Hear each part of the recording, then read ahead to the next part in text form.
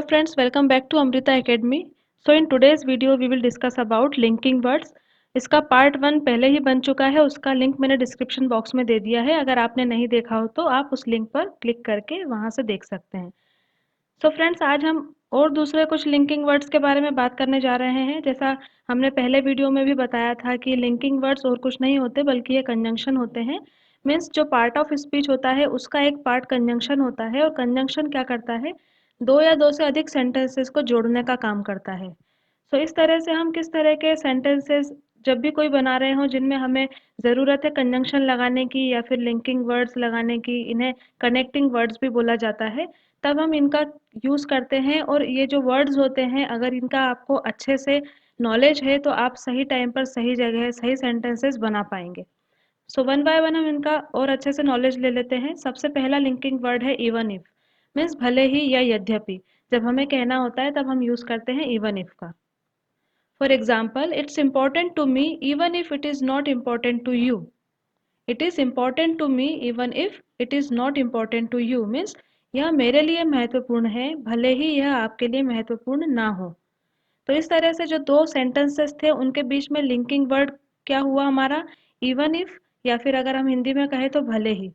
इस वर्ड ने इन दो सेंटेंसेस को जोड़ने का काम किया, और इससे हमें इसका सेंटेंस का जो अर्थ है वो हमें समझ में आया। सो इस तरह से लिंकिंग वर्ड्स वर्क करते हैं। Next example is, even if I don't get job but still I want to study for knowledge. Even if I don't get job but still I want to study for knowledge.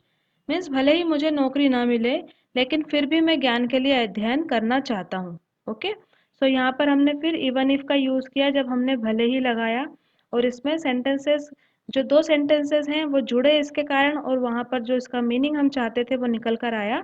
So linking words इस तरह से काम करते हैं। Second है where is, जिसका मतलब होता है चूंकि, या जबकि, या जहां तक। All of my sisters are doctor whereas I am a teacher. All of my sisters are doctor whereas I am a teacher. मेरी सभी बहनें डॉक्टर हैं जबकि मैं एक शिक्षक हूँ। मेरी सभी बहनें डॉक्टर हैं जबकि मैं एक शिक्षक हूँ।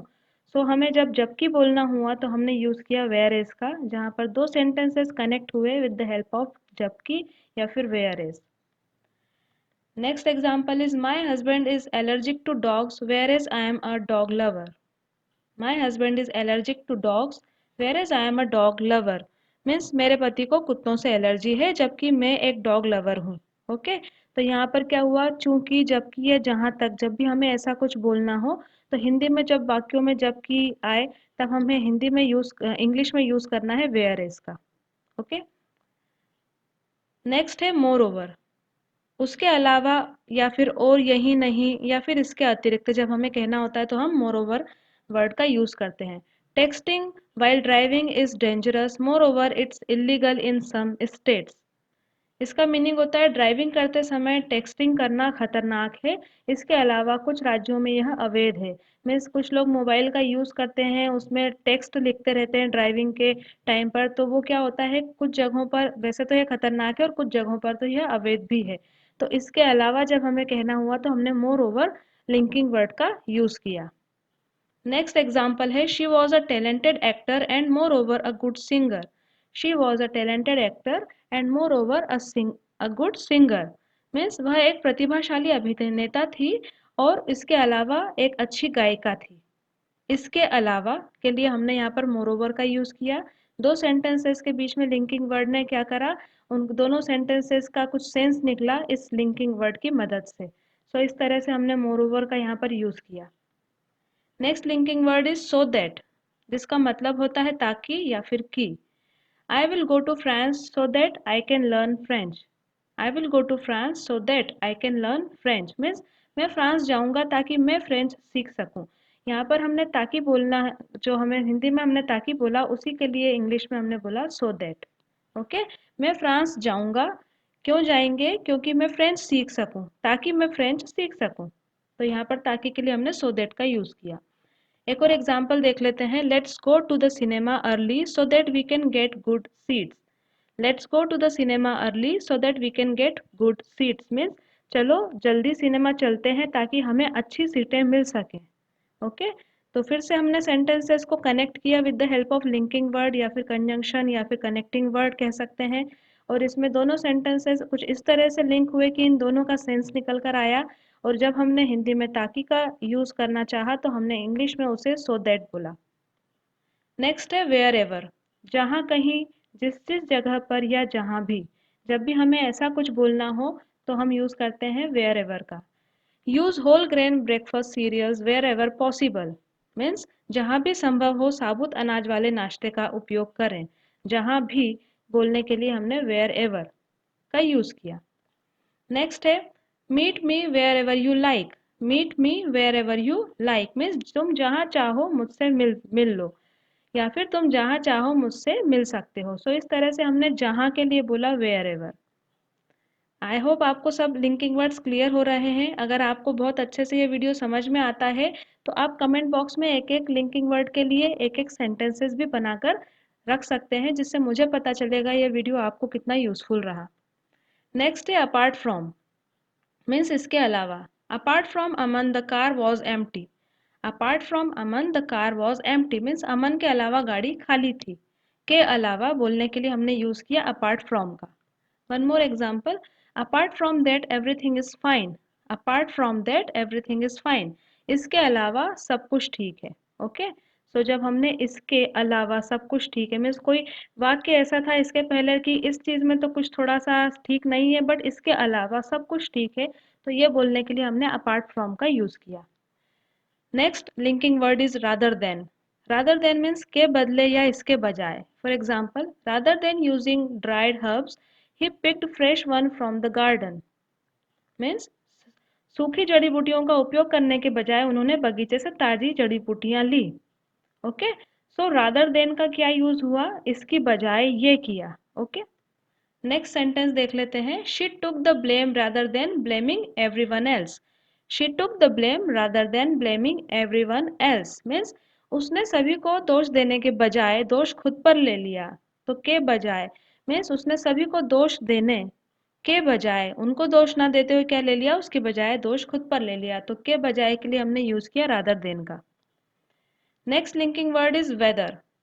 यदि या कि दोनों में से कौन सा, इस तरह के अगर हमें कुछ बोलने हैं, वाक्य में कुछ प्रयोग हुए हैं शब्दों का, तो हम यूज करते हैं वेदर का। वेदर दे लाइक इट और not they have to do it. Whether they like it और not they have to do it means उन्हें यह पसंद हो या नहीं उन्हें यह करना होगा। चाहे उन्हें यह पसंद हो या नहीं उन्हें यह करना होगा। तो इस तरह से हम यूज करते हैं वेदर का, जिसमें दो चॉइसेस होती हैं कि आपको चाहे पसंद हो या नहीं हो आपको तो ये करना होगा। सो हम यूज करते हैं यहाँ पर वेदर का। एक और एग्जाम्पल देख लेते हैं। I will see whether she is at home. I will see whether she is at home means मैं देखती हूँ कि वह घर पर है या नहीं। तो यहाँ पर हमने की के लिए वेदर का यूज किया। I will see whether she is at home, कि वह घर पे है या नहीं। ओके, नेक्स्ट है इवेंचुअली मीन्स आखिरकार या अंततः। Eventually after midnight I arrived at the hotel means आखिरकार आधी रात के बाद मैं होटल पहुंचा। सो आखिरकार बोलने के लिए या फिर अंततः बोलने के लिए हम यूज करते हैं इवेंचुअली का। नेक्स्ट सेंटेंस है we found it eventually means हमने इसे अंततः पा ही लिया। ओके, सो अंततः बोलने के लिए हमने इवेंचुअली का यूज किया कि आखिरकार हमने यह काम कर लिया। सो हम इसे कहते हैं we done it eventually. Okay, next है इवन दो मीन्स भले ही। The phone woke up me even though it was not very loud. The phone woke up me even though it was not very loud means phone ने मुझे जगा दिया भले ही यह बहुत जोर से नहीं बजा था। ओके, सो भले ही हमने यहाँ पर बोला है, उसके लिए यूज किया है लिंकिंग वर्ड इवन दो का। नेक्स्ट सेंटेंस देख लेते हैं एक और एग्जाम्पल के साथ। They could do their own cooking even though it would not be as nice. They could do their own cooking even though it would not be as nice means वह खुद खाना बना सकते थे भले ही यह उतना अच्छा न हो। ओके, मीन्स काम चला सकते हैं भले ही वह खाना बहुत अच्छे से बनाना नहीं जानते हैं, पर उसके बाद भी वह खाना बना सकते हैं जो खाने लायक तो हो ही सकता है। सो हमने यहाँ पर भले ही बोलने के लिए इवन दो का यूज किया। सो आई होप यह वीडियो आपको हेल्पफुल रहा होगा, क्योंकि इंग्लिश की ग्रामर सीखना, उसके जो पार्ट्स ऑफ स्पीच होते हैं वह सीखना ज़रूरी होता है। आपको कंजंक्शन का नॉलेज होना चाहिए, क्योंकि जब आप दो सेंटेंसेस को जोड़ने जाते हैं तो कंजंक्शन का प्रॉपर नॉलेज आपको जो सेंटेंस बना है उसका मीनिंग निकल कर जो आना चाहिए वो सेंस लाने में मदद करता है। इसलिए आपको जो भी लिंकिंग वर्ड्स यहाँ पर मिले हैं उनकी अच्छे से प्रैक्टिस करिए एंड हो सके तो आप उसके वन बाय वन सेंटेंसेस भी कमेंट बॉक्स में लिख सकते हैं। Okay, so thank you very much for watching this video. Happy learning, and I will see you in another lesson soon. Till then, bye, take care, and have a nice day.